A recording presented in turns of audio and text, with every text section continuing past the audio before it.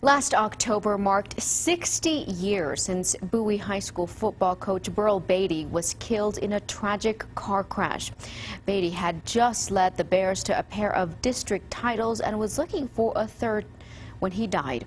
Before he came to El Paso, Baty was quarterback at Texas A&M. This is a picture of him in his college days. He went to A&M after serving in World War II. Baty died alongside his assistant coach Jerry Simming in 1954. As you know, the Bowie High School Stadium is named Baty Simming Stadium. They coached at a time during an era of prejudice and segregation in El Paso. And Coach Baty is the focus of a new book written by his son, Gaines Baty. And joining us now is Gaines Baty. Hi. Hi. What a good-looking cover. I was just letting you know. Thank you.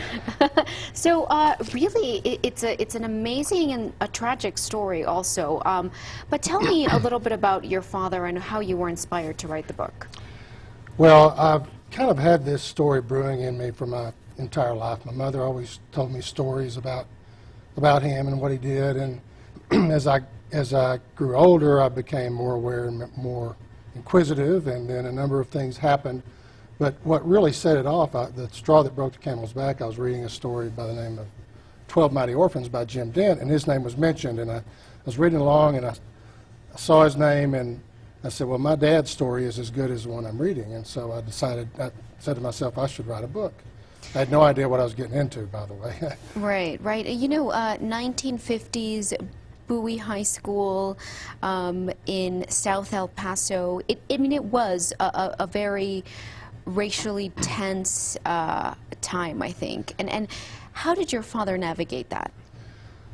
Well, very aggressively. And a number of the players told me that when he would stand in the face of a restaurant owner or a hotel owner that wouldn't let him in, that they didn't realize that it should be any different. So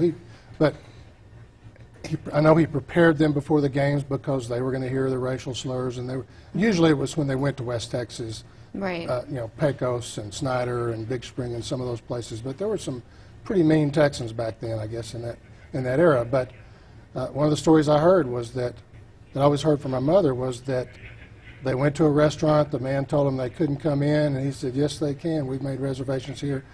If you don't let us in and feed my boys a good meal, we're getting back on the bus and going back to El Paso, and there will be no game tonight. And that pretty much scared the guy. I think he must have thought he was going to be run out of town for canceling the game, and so he said, okay, you can come in. I mean, he really stood up for them. I mean, what a trailblazer. Very much so. This was 1950 and 54. The Civil Rights Act of 1964 was 10 years later, so he was fighting racism and segregation before it was legal to do so. I mean, it was legal to segregate at that point in time. How old were you when he passed in that tragic car crash? You were 4 years old. So, I mean, you grew up all of your life probably hearing stories about your father.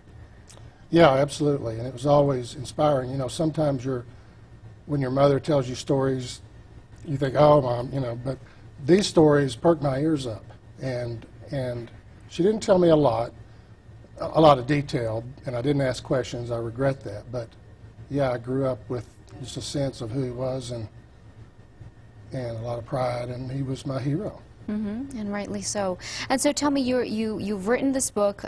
Did you speak to people who knew him?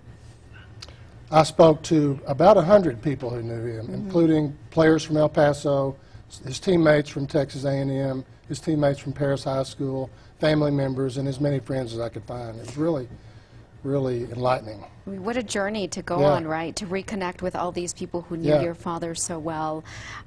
This man that you had obviously grown up hearing stories about. And you have a book signing today, from what I understand? Yes, we'll be at Bowie High School at 5:30 this evening.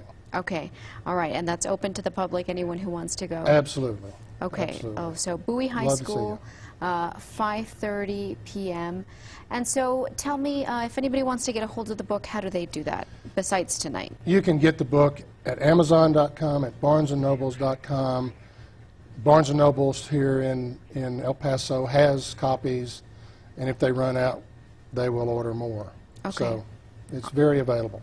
Okay, thank you so much for joining us. I appreciate it. And again, 5:30 tonight, Bowie High School for a book signing. Yes, thank you. Thank you.